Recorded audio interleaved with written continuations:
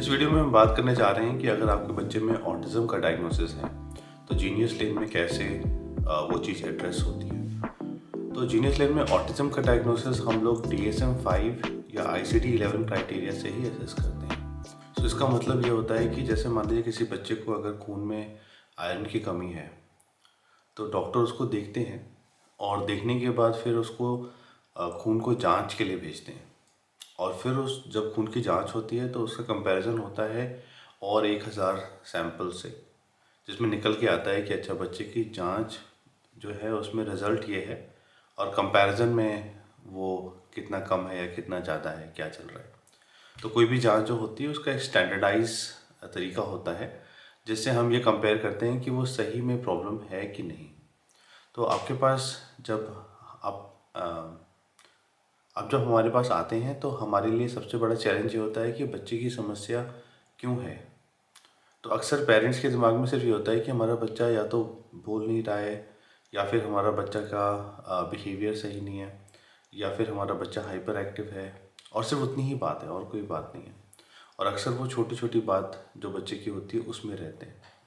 तो अक्सर बच्चों में डायग्नोसिस भी हो जाता है कि बच्चे ADHD हैं, स्पीच डिले हैं, और तमाम तरह की बातें। कभी कभी एपिलेप्सी का डायग्नोसिस भी हो जाता है कि बच्चे को सीजर आ रहे हैं इसलिए ऐसा हो रहा है। तो पेरेंट्स सिर्फ उन्हीं बातों पे फोकस करते हैं और अलग अलग तरीके से उसकी थेरेपीज चल रही होती हैं, अलग अलग दवाइयाँ चल रही होती हैं। तो इसमें भी बच्चा हो सकता है। बट एक्चुअली ऑटिज़म में सिर्फ 70% बच्चों में स्पीच डिले होता है और बहुत सारे परसेंटेज बच्चों में स्पीच डिले नहीं होता है। तो जब हम DSM या ICD-11 क्राइटेरिया को ध्यान से देखते हैं तो उसमें बताया जाता है कि इसमें जो डेफिसिट है, इसमें जो गैप है, वो सोशल कम्युनिकेशन और सोशल इंटरेक्शन का है। तो ये क्राइटेरिया का मतलब क्या होता है कि बच्चा जो है वो अपने ही एजेंडा को समझता है, अपनी ही बात को समझता है, और दूसरे के एजेंडा को नहीं समझता है, अपनी ही चीज़ करना चाहता है। तो उसकी वजह से उसको सोशल कम्युनिकेशन डेफिसिट आता है। सोशल कम्युनिकेशन का मतलब ये है कि बच्चा जो है वो दूसरे का या सामाजिक एजेंडा नहीं समझ रहा है। और सोशल इंटरेक्शन का डेफिसिट ये है कि जो सोशल इंटरेक्शन के तरीके हैं, जैसे आई कांटेक्ट, जैसे दूसरे की बात को सुनना, जैसे कितना दूर खड़ा होना, कैसे अपने हाथ को कंट्रोल करना, या फिर बोलना, ये सारी चीज़ें या तो रेस्ट्रिक्टेड हो सकती हैं कि बच्चा कम बोल रहा है, कम देख रहा है, कम सुन रहा है और दूर दूर है, या रेपिटेटिव हो सकती हैं जिसमें बच्चा जो है बहुत ज़्यादा बोल रहा है, बहुत ज़्यादा क्लोज आ जा रहा है और ज़्यादा बात कर रहा है, ज़्यादा देख रहा है, इंटेंस लुक दे रहा है। तो चीज़ें जो हैं वो या तो फिर बहुत कम हो सकती हैं या तो बहुत ज़्यादा भी हो सकती हैं, जो कि दोनों ही सोशली इनअप्रोप्रिएट है। तो पहली चीज़ जो DSM क्राइटेरिया या ICD-11 क्राइटेरिया बोलता है कि बच्चा क्या सोशल इंटरेक्शन और सोशल कम्युनिकेशन में डेफिसिट है बच्चे का। और दूसरी चीज़ देखता है कि क्या बच्चे की रेस्ट्रिक्टेड एक्टिविटी है, इंटरेस्ट है या बिहेवियर है। तो रिपीटेटिव एक्टिविटी का मतलब हो गया कि जो चीज़ पसंद है वही करना चाहते हैं। रिपीटेड इंटरेस्ट का मतलब है कोई चीज़ बहुत ज़्यादा इंटेंसली पसंद है। और रिपीटेड बिहेवियर का मतलब है कि कोई पर्टिकुलर सिचुएशन में एक पर्टिकुलर रिस्पॉन्स, जैसे अगर भूख लगी है तो खाना खाना चाहिए, ये बिहेवियर है। थक गए हैं तो सो जाना चाहिए। तो ये चीज़ ऐसी भी हो सकती है कि भूख नहीं लगे तो भी खाना खा रहे हैं, या अगर थके नहीं भी हैं तो भी सो रहे हैं, या थकना चाहिए तो भी नहीं थक रहे और सो नहीं रहे। तो ऑटिज़म जो है वो एकदम इस तरीके से प्रेजेंट कर जाती है कि फिर समझ नहीं आता कि करें क्या, और अगर सही चीज़ नहीं करें तो फिर दिक्कत होती है। तो जब हमारे पास ऑटिज़म का बच्चा आता है तो हम ये देखते हैं कि क्या उस बच्चे का कारण क्या है। तो 3 कारण मेन हो सकते हैं। पहला कारण हो सकता है कि ब्रेन में कोई इंजरी हुई थी, बच्चा प्रीमेच्योर पैदा हुआ था। जो डॉक्टर को देखना चाहिए, जो हमारे क्लिनिशियंस जो हैं उसको हिस्ट्री में चेक करते हैं। तो उसके लिए हर बच्चे में MRI स्कैन की ज़रूरत नहीं होती। अगर बच्चे में कोई न्यूरोलॉजिकल साइंस हैं तभी MRI किया जाता है, या अगर हिस्ट्री है तभी MRI किया जाता है। तो वो चीज़ हम लोग असेसमेंट में ही देख लेते हैं। दूसरी चीज़, कभी कभी कुछ कुछ जेनेटिक कंडीशंस होती हैं जिसमें ऑटिज़म हो सकता है। उसमें भी हम हर बच्चे में जेनेटिक टेस्ट नहीं करते हैं। अगर हमें लगता है कि हाँ, हिस्ट्री में ब्रेन के डेवलपमेंट की जो हिस्ट्री है उसमें अगर कोई दिक्कत है जो अनयूजुअल है, जैसे फिजिकल डेवलपमेंट की दिक्कत है या मसल की दिक्कत है या मान लीजिए हार्ट की भी दिक्कत है, कुछ ऐसी चीज़ें हैं जो पैटर्न मैच नहीं कर रहा है, तभी हम जेनेटिक्स करते हैं। तो जेनेटिक्स का मतलब है कि मल्टी सिस्टम इन्वॉल्वमेंट, आँख में भी, हार्ट में भी, मसल्स में भी, ब्रेन में भी। तो हमें लगता है अच्छा मल्टी सिस्टम है तब जेनेटिक्स हो सकता है, तो उस केस में हम जेनेटिक्स करते हैं। फिर कभी कभी कुछ खास तरह की एपिलेप्सी होती है। तो एपिलेप्सी का मतलब यह है कि ब्रेन में एक एबनॉर्मल करंट, तो अगर मैं आपसे बात कर रहा हूँ तो मेरे ब्रेन में एक करंट जा रही है जो एक सेंसिबल बात आपको बताने की कोशिश कर रही है। अगर यही बात अ, अचानक से आ जाए जो मेरे कंट्रोल में ना हो तो उसको सीजर कह सकते हैं। तो यूजुअली अगर ऑटिज्म में बच्चे को सीजर आ रहा है तो वो फोकल सीजर होता है, मतलब ब्रेन के एक छोटे पार्ट से आ सकता है। और अगर फोकल सीजर होता है तो उसके लिए वेलप्रीन या स्ट्रॉन्ग दवाइयाँ देने की ज़रूरत नहीं होती। तो एक फोकल सीजर है जो दिखता है, जो हो सकता है, और एक होता है बैकग्राउंड सीजर, जिसमें ब्रेन का जो बैकग्राउंड है वहाँ पे सीजर आ रहा है और उसकी वजह से बच्चे में ऑटिज्म वाले फीचर हो सकते हैं। तो उन बच्चों में यूजुअली अगर रिग्रेशन हुआ है, ऑटिज्म में रिग्रेशन हो जाता है, बच्चे सीखते हैं फिर वो चीज़ चली जाती है, फिर सीखते हैं फिर वो चीज़ चली जाती है, जो नॉर्मल होता है। बट अगर 3 साल के बाद का रिग्रेशन अगर हुआ है तो हमारे डॉक्टर शायद उस बच्चे का स्लीप ईजी कराएंगे, देखने के लिए कि कोई बैकग्राउंड में सीजर तो नहीं आ रहे हैं। तो ये प्लस ऑटिज्म का डायग्नोसिस एक आदमी नहीं कर सकता, एक प्रोफेशनल नहीं कर सकता। ये मल्टी प्रोफेशनल डायग्नोसिस होता है जिसमें इंडिपेंडेंटली साइकोलॉजिस्ट ने क्या देखा, पेरेंट्स ने और या स्कूल ने जो देखा कि सोशल कम्युनिकेशन और सोशल इंटरेक्शन डेफिसिट है कि नहीं, और रेस्ट्रिक्टेड रिपिटेटिव बिहेवियर है कि नहीं, और उसका कॉम्बिनेशन फिर एक एल्गोरिदम, जैसे मैंने बताया कि ब्लड टेस्ट करते हैं वैसे एल्गोरिदम में लगता है। और उस एल्गोरिदम में लगने के बाद फिर अगर वो चीज़ पॉजिटिव आती है तभी हम ऑटिज्म कहते हैं, और अगर पॉजिटिव नहीं आती तो हम कहते हैं ऑटिज्म नहीं है, कुछ और हो सकता है बट ऑटिज्म नहीं। तो अक्सर जब ऑटिज्म की बात आती है तो पेरेंट्स ये सोचते हैं कि हमारे बच्चा बस कोई ख़ास चीज़ नहीं कर रहा, बोल नहीं रहा, या अगर बोलने लगे तो ठीक हो जाएगा, या अगर थेरेपीज़ करा के आए हैं तो उनको बोला जाता है कि बच्चा बस एक बार बैठने लगे फिर हम बोलने की बात करा देंगे, उसके बाद बोलने लगेगा तो फिर चीज़ें ठीक हो जाएंगी, अपनी बात एक्सप्रेस करने लगेगा। बट ऐसा होता नहीं है। तो यूजुअली ऑटिज्म में क्या हो रहा होता है कि ऑटिज्म का मतलब है एक पर्सनैलिटी, जिसका मतलब यह है कि अगर बच्चा को ऑटिज्म का डायग्नोसिस है उसकी मेमोरी बहुत स्ट्रांग होती है, उसको याद रहता है, उसको आप ऐसे बेवकूफ़ नहीं बना सकते, उसको जो चाहिए वो चाहिए, मेमोरी स्ट्रांग। और बच्चों की तुलना में ऑटिज्म की बच्ची मेमोरी स्ट्रांग होती है, और बच्चों की तुलना में इनका अटेंशन टू डिटेल होता है, कोई चीज़ को वो डिटेल में समझने की कोशिश करते हैं, उसी को करते रहते हैं। तो ये ADHD से अलग हो जाता है कि ADHD में बच्चा एक चीज़ करता है फिर दूसरा करता है फिर तीसरा करता है फिर चौथा करता है। मगर अगर ऑटिज्म में सही टेक्निक नहीं यूज़ की जाए और बच्चे के गैप रह जाएं तो एग्जीक्यूटिव डेफिसिट ज़रूर आता है। तो एग्जीक्यूटिव डेफिसिट आता है मगर वो ADHD नहीं, वो ऑटिज्म का ही एग्जीक्यूटिव डेफिसिट है। तीसरी चीज़ अगर हम देखें कि अगर ऑटिज्म है तो बच्चे के स्ट्रॉन्ग लाइक्स होंगे और स्ट्रॉन्ग डिसलाइक्स होंगे। बच्चा कोई चीज़ या तो बहुत ज़्यादा चाहेगा या तो बिल्कुल नहीं चाहेगा। तो अगर आपके बच्चे में ये सारी बातें हैं जो मैंने अभी तक बताई हैं तो बच्चा जो है वो इग्नोर करता है। तो 5 साल से छोटा बच्चा जो होता है वो आसपास सिचुएशन एनवायरनमेंट को इग्नोर करता है और अपनी खास चीज़ में स्ट्रॉन्ग फोकस दिखाता है। बच्चे का फोकस स्ट्रांगली उस चीज़ पे है जिस पे उसको इंटरेस्ट है और बाकी चीज़ें वो इग्नोर कर रहा होता है। तो अगर 2 मिनट के लिए मैं आपको बोलूँ कि आप मेरी बात सुने मगर किसी से बात करते समय दूसरी तरफ देख के बात करें, अगर आप करें तो आपको समझ में आएगा कि बहुत मुश्किल होता है बिना दूसरे को देखे बात करना।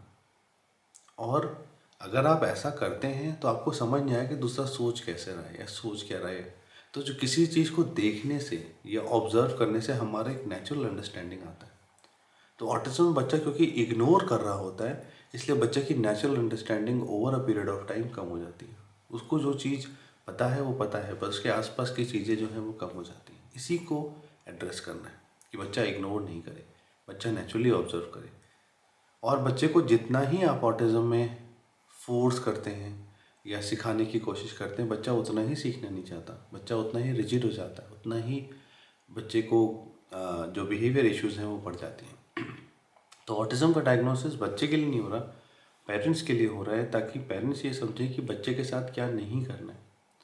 तो बच्चा एक पौधे की तरह है। जैसे मान लीजिए आपने एक गुलाब का पौधा लगाया और एक कमल का पौधा लगाया, तो अगर गुलाब का पौधा आप कमल की तरह लगा देंगे तो पेड़ सूख जाएगा। तो यहाँ पे डायग्नोसिस रिकॉग्निशन इसलिए नहीं हो रहा है कि बच्चे में कोई कमी है। डायग्नोसिस रिकॉग्निशन इसलिए हो रहा है क्योंकि बच्चा एक यूनिक स्ट्रेंथ लेके पैदा हुआ है, और वो यूनिक स्ट्रेंथ है कि बच्चे में मेमोरी बहुत स्ट्रांग है और वो अपने काम से काम रखता है और अटेंशन टू डिटेल है। उसको बदलने के लिए आप कोशिश नहीं करिए, उसको यूज़ करने की कोशिश करिए, बच्चे के स्ट्रेंथ को यूज़ करना है। तो जीनियस लैब में जब बच्चे का डायग्नोसिस हो जाता है तब हम उसकी प्रोफाइलिंग करते हैं। तो अक्सर क्या होता है कि हम ये देखते हैं कि बच्चा बहुत ज़्यादा अपने आप को रेस्ट्रिक्ट कर रहा है, इग्नोर कर रहा है। तो इसका मतलब क्या हुआ, जैसे यहाँ पे आप देख रहे हैं कि ब्रेन में इंफॉर्मेशन आई, ब्रेन ने उसको इग्नोर कर दिया। जब ब्रेन ने उसको इग्नोर किया फिर वो कहीं तो गया, फिर वो जाके बिल्डअप होता है। फिर बच्चे का अचानक से अजीब अजीब सा बिहेवियर आता है। कभी कभी ऑब्सेशन आता है, कभी कभी बच्चा जो है वो एलोन रहना चाहता है, कभी कभी बच्चा गुस्सा हो जाता है और छोटी छोटी बात पे बहुत ज़्यादा मेल्ट डाउन होने लगते हैं। तो ये समझ नहीं आता कि बच्चा ये क्या कर रहा है, क्यों कर रहा है। तो इसको हम कहते हैं रेड पाथवे। जीनियस लैब में इसे कहते हैं रेड पाथवे। तो जो भी आपको रिपोर्ट बच्चे की आती है उसमें रेड दिख रहा होता है, तो रेड अक्सर वो रेड पाथवे को कहते हैं। तो उसको हम मेजर करते हैं और उसके लिए हम लोग patient reported outcome measure tool use करते हैं, जो कि यूके का रिकॉग्नाइज टूल है, जिसमें हम ये देखते हैं कि बच्चा कितना ज़्यादा रेस्ट्रिक्टेड हो रहा है, कितना रिपीटेटिव हो रहा है, उसकी रेसिप्रोसिटी कितनी है और उसका इरिटेबल बिहेवियर कितना है। तो ये सब हमें बताता है कि बच्चा कितना रेड पाथवे यूज़ कर रहा है, कितना ग्रीन पाथवे यूज़ कर रहा है। तो जब बच्चा प्रोग्राम में आता है तो हमारा फोकस बस इतना ही है और कुछ नहीं है, और वो बिना आपके सपोर्ट के हम नहीं कर सकते। तो हम आपको बताते हैं क्योंकि वो बच्चा इतना ज़्यादा अभी एडजस्ट कर रहा है, इतना ज़्यादा अभी अडेप्ट कर रहा है, तो इस केस में आप ये करें और ये ना करें, ऐसा करें और ऐसा नहीं करें। तो उसको जब आप करते हैं तो वो चीज़ें जब कम होती हैं तो प्रोग्राम जो है वो चेंज हो जाता है, फिर वो चीज़ें कम होती हैं तो प्रोग्राम जो है वो चेंज हो जाता है। दूसरी चीज़ जब आपकी असेसमेंट होती है तो उसमें दिखाई देता है, तो उसे कहते हैं early years foundation skill, EYFS। तो EYFS जो है वो लर्निंग से अलग है। तो बच्चा जब पैदा होता है तो उसका ब्रेन डेवलप करने लगता है, और उसका ब्रेन फिर जैसे 3 महीने का हुआ तो बच्चा अपनी गर्दन रोका, 6 महीने का हुआ तो बच्चा आसपास देखता है, मुस्कुराता है, सबको देखता है, सबकी गोद में चला जाता है, खिलखिलाता है, हंसता है। ये जो चीज़ें हैं ये इम्पॉर्टेंट है, इससे ही नेक्स्ट स्टेज आती है। उसके बाद 1 साल पे बच्चा जो है और भी ज़्यादा एक्टिव हो जाता है, चलने लगता है, दौड़ने लगता है। उसके पहले बच्चा क्रॉल करता है, तो ये चीज़ें इम्पॉर्टेंट है। तो जो जो स्टेज में बच्चा है वो इम्पोर्टेंट है। नेक्स्ट स्टेज में जाने की जगह उस स्टेज की एक्टिविटी करनी है। वो स्टेज की एक्टिविटी होगी तो नेक्स्ट स्टेज तो अपने आप आ जाएगी। बट अगर आप उस स्टेज को छोड़ के उसके ऊपर ऊपर की स्टेज ही करेंगे तो बच्चे का बिहेवियर भी खराब होगा, और आपको लगेगा कि बच्चे का गैप रह गया, और बाद में अगर नीचे में गैप है तो कोई फ़ायदा ही नहीं है, बच्चे को फिर दिक्कत ही दिक्कत है। तो अर्ली एज फाउंडेशन स्किल जो है ये स्टैंडर्ड स्केल है जो यूके में हर बच्चे में स्कूल में यूज़ किया जाता है। तो हमने उसको डिजिटलाइज कर दिया और देखा कि बच्चा जो है वो एक नए सिचुएशन में कैसे बिहेव कर रहा है। तो हमारे पास जो एसेसर या साइकोलॉजिस्ट होते हैं उनसे बच्चा फेमिलियर नहीं होता, तो हम क्या करते हैं कि जो क्लासरूम्स हैं, जो इंटरवेंशन है, जो इन्वायरमेंट है, उसमें हम लोग असेसमेंट नहीं करते। हम असेसमेंट अलग इन्वायरमेंट में करते हैं और एक अलग नए लोग के साथ करते हैं कि बच्चा नए लोग के साथ कैसे कर रहा है, कितना कर रहा है, कौन सी चीज़ें ज़्यादा ज़्यादा कर रहा है, कौन सी चीज़ें कम कम कर रहा है, और उसको स्टैंडर्ड टूल में लगा देते हैं और वो क्वांटिफाई हो जाता है, नंबर्स में आ जाता है। और वो नंबर में आता है तो उसके बाद आपको एक प्रॉपर प्रोग्राम मिलता है जो कि मेरे एल्गोरिज्म द्वारा बनाया गया है, और फिर आप मेरी वीडियोस में देखते हैं कि क्या नहीं करना है और क्या करना है। तो जितना आपको बताया जाता है आप उतना ही करते हैं, और जब बच्चा क्लास में आता है तो उसकी और बच्चों के साथ ग्रुपिंग हो जाती है जो सिमिलर स्टेज के होते हैं, ब्रेन डेवलपमेंट हो सकता है एज की ना हो बट स्टेज की होते हैं, और सिमिलर एक्टिविटीज़, सिमिलर प्ले करते हैं। तो यूजुअली ये प्ले स्कूल की तरह हमने इसको बनाया है, प्ले बेस्ड मेथड्स हम यूज़ करते हैं। तो इसमें हमारे जो इंटरवेंशन एरियाज़ हैं वो बच्चे की कम्युनिकेशन है, जिसमें बच्चा कितना सुनता है, कितना आसपास एनवायरनमेंट से अवेयर है, कैसी उसकी अटेंशन स्पैन है, और कितना वो बोलता है, ये सब कुछ हमने कवर किया हुआ है। बट पहले हम फाउंडेशन स्किल करते हैं कि बच्चा कितना सुना, कितना समझा, फिर बोला। अगर नीचे की स्टेज में गैप है और सीधे आप बोलने की कोशिश करा रहे हैं तो आपको कभी भी अच्छा रिजल्ट नहीं आएगा। बच्चा बोलने भी लगेगा तो रिपीट में बोलेगा, थोड़ा तोते की तरह बोलेगा, और उससे आपको कोई फ़ायदा ही नहीं होगा। दूसरी चीज़ जो हम देखते हैं वो इमोशनल रेगुलेशन, कि बच्चा क्या समझता है कि उसे कैसा फील होना है। तो ऑटिज़म में क्या है कि उसके जो कनेक्शन हैं बॉडी से और फीलिंग से वो सही से बने नहीं होते। तो बच्चा बिना मतलब के हंस भी सकता है, बच्चा बिना मतलब के रो भी सकता है, बिना मतलब के चिड़चिड़ा भी हो सकता है। उसको समझना बहुत मुश्किल होता है कि बच्चे क्या बात है। तो इसके लिए आपको इमोशनल रेगुलेशन का स्टेप बाय स्टेप जो प्रोसेस है वो कराया जाता है, ताकि बच्चा अपनी फीलिंग्स को समझने लगे, अपने बॉडी के रिएक्शंस को समझने लगे, और दूसरे की फीलिंग्स को समझने लगे, और सिचुएशन समझने लगे, और उसके हिसाब से अप्रोप्रिएटली रिएक्ट करे। तीसरी चीज़ जो हम देखते हैं कि बच्चा इंफॉर्मेशन प्रोसेस कैसे कर रहा है। तो हमारा एक्सपीरियंस ये कहता है कि बच्चे की विजुअल प्रोसेसिंग बहुत अच्छी होती है, देख के बहुत अच्छे से प्रोसेस कर लेता है। तो उसको हम लोग इस प्रोजेक्ट में यूज़ करते हैं कि विजुअल प्रोसेसिंग हमें यूज़ करनी है, रादर देन मुंह से बोल के सिखाना है। तो हम ये देखते हैं कि बच्चा की फ्लूइड इंटेलिजेंस कितनी है, बच्चे की विजुअल स्पेशियल स्किल्स कैसी हैं, और उसके साथ साथ बच्चे की रीडिंग, राइटिंग, मैथ्स भी हम ऑटिज़म के तरीके से कराते हैं। तो इसका मतलब ये होता है कि ऑटिज़म बच्चे को याद तो रहता है बट उसको एसोसिएट नहीं कर पाता। तो एसोसिएशन की जो टेक्निक है वो एजुकेशन में यूज़ होनी चाहिए। हर स्कूल को पता होना चाहिए कि कैसे एसोसिएट कराते हैं। तो हम वो पेरेंट्स को सिखा देते हैं कि पेरेंट्स उसको करें और उसको करते रहें, ताकि बच्चा एसोसिएट करते रहे। बच्चा जितना एसोसिएट करता है ब्रेन की कनेक्शंस उतनी अच्छे से बन जाती है। तो बेसिकली आप क्या कर रहे हो कि आप ब्रेन में पाथवे बना रहे हो, और ब्रेन में अलग अलग एरिया में अलग अलग काम होता है। और अगर वो जितने अच्छे से कनेक्टेड होते हैं, जितने अच्छे से आपस में कम्युनिकेट कर रहे होते हैं, उतना अच्छा बच्चा कर पाता है। और वो जितने रेस्ट्रिक्टेड होते हैं, जितने कम तरीके से वो एक्ट कर रहे होते हैं, उतनी ही दिक्कत होती है। तो ऑटिज़म में आपका मेन गोल ये है कि बच्चा अपने एनवायरनमेंट को इग्नोर नहीं करे, ग्रीन में रहे। उसके लिए शुरू में आप बच्चे को कंट्रोल करने देते हैं, आप बच्चे को डोमिनेट करने देते हैं, क्योंकि बच्चे जब डोमिनेट करते हैं, कंट्रोल करते हैं, तो कनेक्ट हो जाते हैं। फिर आप उनसे टू एंड फ्रो इंटरेक्शन शुरू करते हैं, और जो तरीके मैंने बताए हैं वो करते हैं, और धीरे धीरे करके हर एक चीज़ यहाँ बताई गई है जो बच्चे के साथ आपको करनी है, और हर सिचुएशन, हर सिनारियो आपके कवर हो जाते हैं। तो अगर बच्चे में सिर्फ ऑटिज़म है, बिना ब्रेन इंजरी के, बिना जेनेटिक डायग्नोसिस के, तो बच्चे को एक अच्छा मेन स्ट्रीम लाइफ मिलना चाहिए। और अगर ब्रेन इंजरी भी है और अगर जेनेटिक भी डायग्नोसिस है तो भी मिलना चाहिए। मगर आउटकम जो है वेरी करता है कि अंडरलाइन कॉज में कौन सा जेनेटिक डायग्नोसिस है या कितनी ब्रेन इंजरी है। तो ये बहुत इंपॉर्टेंट है कि आप इसको समझें। बाकी अगर एपिलेप्सी की दिक्कत की वजह से ऑटिज़म है तो वो अच्छे से अगर आइडेंटिफाई हो जाए तो 60% बच्चों में हम उसको ट्रीट कर ले जाते हैं। तो इस स्टेज पे हमारा रिजल्ट ऑटिज़म में ये होता है कि बच्चा अपने एनवायरनमेंट को इग्नोर नहीं करे। ये पहला रिजल्ट है। तो ये पहला रिजल्ट 6 महीने, 8 महीने, 10 महीने भी लगते हैं तो भी इसको ही करना है, इससे आगे नहीं बढ़ना है। दूसरा होता है कि बच्चे की जो बड़ी समझ है वो बढ़े। तो ऑटिज़म में क्या है कि बच्चा एक तरह से टनल में देख रहा है, और जैसे जैसे उसकी बड़ी समझ बढ़ती जाती है, बड़ी समझ बढ़ती जाती है, वैसे वैसे बच्चे को मैनेज करना आसान हो जाता है, बच्चे के साथ खेलना आसान हो जाता है, स्कूल में एडजस्टमेंट आसान हो जाता है। तो शुरू में हो सकता है आपको बोला जाए कि बहुत ज़्यादा स्टिमुलेशन मत दीजिए, फिर धीरे से करके स्टिमुलेशन बढ़ाइए, क्योंकि ज़्यादा स्टिमुलेशन मतलब ज़्यादा चेंज। जितना ज़्यादा चेंज होगा बच्चा उतना रेस्ट्रिक्ट हो जाएगा। अगर रेस्ट्रिक्ट हो गया तो फिर आप फिर से पीछे चले जाओगे। तो वो चीज़ आपको नंबर्स में क्वांटिफाई करके बताई जाती है कि अब आपका बच्चा इस स्टेज पे, अब आप ये कर लीजिए, आपका बच्चा इस स्टेज पे है, अब आप ये कर लीजिए। तो जेनरेशन प्रोग्राम जो है 2014 से चल रहा है, और हमने जब ये प्रोग्राम शुरू किया था तो हमने ऑक्यूपेशनल थेरेपी भी कराई, स्पीच थेरेपी भी कराई, बट हमने देखा कि वो हर बच्चे में एक ही थेरेपी कर रहे थे, और जो प्रॉपर ट्रेन थेरेपिस्ट थे वो भी बच्चे को उठा के बॉल पूल में पटक दे रहे थे, बच्चे का जीभ खींच के उसका मसाज कर रहे थे, या बच्चे के ऊपर बॉल से दबा रहे थे, या तो बच्चे थोड़ा सा रिलैक्स तो होते थे, बट इस तरह से बच्चे इरिटेबल बहुत हो जाते थे। मैंने 1.5 साल उसको किया तो मैं देखा कि बच्चों में रिपीटेटिव बिहेवियर बहुत बड़ा हुआ था। मैंने उनको समझाने की कोशिश करी, मगर रिपीटेटिव बिहेवियर उन्होंने, उनको समझ नहीं आया। उन्होंने रिपीटेटिव बिहेवियर ऐसा कुछ नहीं है, सब एक ही बात है। तो जीनियस लाइन का प्रोग्राम जो है इसलिए शुरू हुआ कि सब एक बात नहीं है, हर बच्चा अलग है, हर बच्चे की सिचुएशन अलग है, और बच्चे को ट्रीट करने की जगह उसके एनवायरनमेंट को चेंज करना है ताकि ब्रेन डेवलपमेंट हो सके। तो यही चीज़ हमने यहाँ पे कोशिश करी है।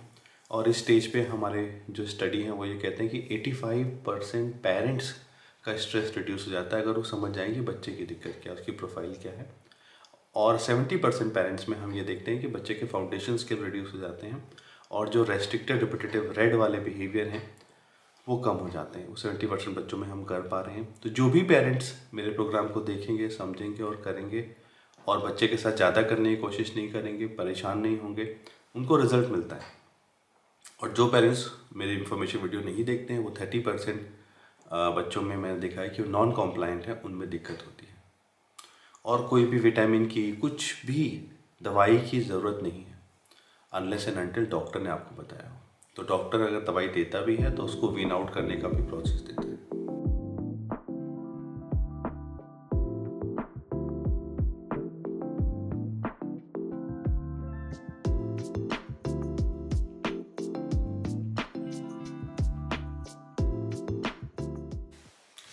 तो ऑटिज़म की जब बात होती है तो कभी कभी ऑटिज़म नाम से ही घबराहट होती है कि ऑटिज़म हमारे बच्चे को नहीं है, या मन में ये लगता है कि उनका बच्चा तो ये सब नहीं कर पा रहा, हमारा बच्चा तो कर पा रहा है, तो ऑटिज़म क्यों है। तो ऑटिज़म का मतलब सिर्फ ये है कि बच्चे की ऑल्टरनेटिव पाथवे बनी हुई है। हो सकता है कि कम एक्टिव हो मगर बनी हुई है। तो जितनी ऑल्टरनेटिव पाथवे एक्टिव होती हैं उतनी ही ऑटिज़म में सीवियरिटी होती है और उतनी ही दिक्कत होती है। बट अगर कम भी हैं तो भी दिक्कतें हो सकती हैं। तो डायग्नोसिस तभी किया जाता है जब दिक्कतें हो रही हों, मतलब वो पाथवे एक्टिव थी। तो अगर आप TSM क्राइटेरिया या ICD क्राइटेरिया को ध्यान से देखेंगे तो आप देखेंगे कि इम्पेयरमेंट की बात हो रही है, डिसेबिलिटी की बात नहीं हो रही है। कि जो भी सिचुएशन या जो भी बच्चा कर रहा है वो सिचुएशन में बच्चे की एबिलिटी को इम्पेयर कर रही है, बच्चा अपना फुल पोटेंशियल मीट नहीं कर पा रहा। बट ऑटिज़म का डायग्नोसिस इसलिए नहीं हो रहा है क्योंकि बच्चे ये सारी चीज़ें कर पा रहे हैं या नहीं कर पा रहे हैं। डायग्नोसिस इसलिए हो रहा है कि लॉन्ग टर्म में इन बच्चों में साइकोसिस का चांस रहता है। तो साइकोसिस का मतलब है कि अपने एनवायरनमेंट से डिसोसिएट हो जाते हैं। अपने एनवायरनमेंट में क्या चल रहा है उससे उनको कोई मतलब नहीं होता और ख़ुद की ही दुनिया में चले जाते हैं। और ख़ुद से बातें करना या इमेजिनरी पर्सन से बातें करना वो हो सकता है। तो करीब 14% बच्चों में एडल्टहुड में ये दिक्कतें हो सकती हैं साइकोसिस की। तो इसके लिए आपको बताया जाता है कि बच्चा अपने जोन में जाए तो आपको क्या करना है, जोन से बाहर कैसे निकलना है, कनेक्शन कैसे करना है। तो जीनियस लैंड में हम लॉन्ग टर्म फॉलोअप भी करते हैं और हमारा 5 ईयरली फॉलोअप है कि हमने डिसोसिएशन बिहेवियर हर उस बच्चे में इम्प्रूव किया है जिसमें पेरेंट्स ने बात समझ ली है। तो 85% पेरेंट्स में हम ये देखते हैं कि 3 to 6 मंथ्स में ही हम डिसोसिएशन से कनेक्शन पे ले आते हैं। तो पहली चीज़ जो है वो बच्चे से कनेक्ट करना है और उसके लिए आप बच्चे को जितना कम लीड करेंगे, जितने कम इंस्ट्रक्शन देंगे, बच्चा उससे उतना कनेक्ट हो जाएगा। बच्चा जो चीज़ पसंद करता है आप उसको पसंद करके देखिए और लीड नहीं करिए, कनेक्शन आ जाएगा, बच्चा अपने जोन में जाना कम हो जाएगा। दूसरी चीज़ जो ऑटिज़म में होती है वो हाई लेवल ऑफ एंग्जाइटी होती है।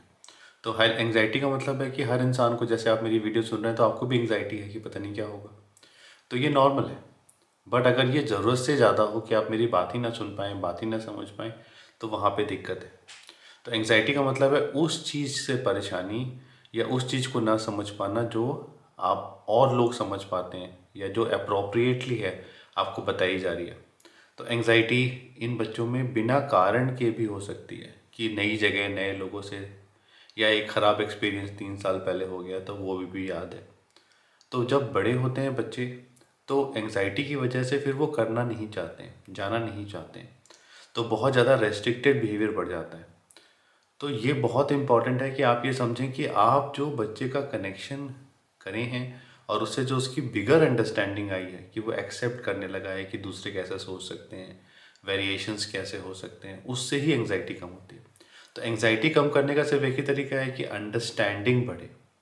तो जीनियस लेन में बहुत फोकस रहता है कि जो बिगर अंडरस्टैंडिंग है वो बढ़े और जितने भी एरियाज़ हैं जिसमें बिगर अंडरस्टैंडिंग होनी है उन सब के बारे में हमें इंफॉर्मेशन रहती है और वो सारी ही चीज़ें हम बच्चे को कराते हैं जब बच्चा उस स्टेज पे आता है। तीसरी चीज़ जो ऑटिज़म में हो सकती है वो है ऑब्सेसिव बिहेवियर, कि बच्चा सब कुछ कर रहा है मगर ऑब्सेसिव है, सब कुछ कर रहा है मगर ऑब्सेसिव है। तो ये खासकर मैंने देखा है उन बच्चों में जिनमें ऑक्यूपेशनल थेरेपी लंबे समय तक चलती है, तो बच्चे करने लगते हैं मगर ऑब्सेसिव हो जाते हैं। तो पेरेंट्स सोचते हैं बस ऑब्सेशन चला जाए, बट ऑब्सेशन जो है वो बच्चे का एडजस्टमेंट होता है, वो करके बच्चा काम डाउन हो जाता है। तो जब आप उसको डायरेक्टली बंद करने की कोशिश करते हैं, बच्चे को रोकते हैं, तो फिर और सारे बिहेवियर्स आ जाते हैं, और सारे रेस्ट्रिक्टेड बिहेवियर आ जाते हैं। तो प्रॉब्लम क्या है कि आप कभी भी कोर तक नहीं पहुंच पाते कि कोर तक कैसे पहुंचे, तो वो भी अंडरस्टैंडिंग की बात है। तो जो बच्चे कनेक्टेड होते हैं, नेचुरली अंडरस्टैंडिंग बढ़ती है, ट्रॉमेटिक उनके एपिसोड्स नहीं होते, और आ, उनके आसपास एक अच्छा इन्वायरमेंट रहता है, तो हम देखते हैं कि उनका जो जोन में जाने वाला पाथवे है। तो ऑब्सेशन क्या हुआ कि जैसे अगर आप जा रहे हैं राउंड अबाउट पे गए और गोल गोल उसी में जा रहे हैं, तो इन्फॉर्मेशन अगर गोल गोल उसी में जा रही है तो इन्फॉर्मेशन आगे बढ़ेगी ही नहीं। तो उसको एड्रेस करने के लिए आपको ये प्रोग्राम कराया जा रहा है, ताकि बच्चों में जो साइकोसिस हो सकती है, जो एंग्जाइटी हो सकती है, जो ऑब्सेशन हो सकती है, वो ना हो, और लाइफ में इंटीग्रेशन हो। और बच्चे का जो स्ट्रॉन्ग इंटरेस्ट है, हो सकता है कि बच्चे का स्ट्रॉन्ग इंटरेस्ट म्यूज़िक में हो सकता है कि मैथ्स में हो सकता है फिज़िक्स में हो सकता है कि राइटिंग में हो, लिटरेचर में हो। बच्चा बोलने में बहुत ही अच्छा हो सकता है, पढ़ाई में बहुत ही अच्छा हो सकता है। तो जिस चीज़ में अच्छे होंगे ये बहुत ज़्यादा अच्छे हो सकते हैं। तो ये भी हो सकता है कि आप सिर्फ एक ही एरिया देख रहे हो, तो अपने बच्चे को पूरा देखना है, और जो आपकी असेसमेंट रिपोर्ट आई है उसको समझना है कि किस एरिया में बच्चा मेरा कहाँ पे फंक्शन कर रहा है, और उसको हम कैसे एड्रेस करें। यही ऑटिज्म में रिजल्ट का मतलब है। Thank you and all the best.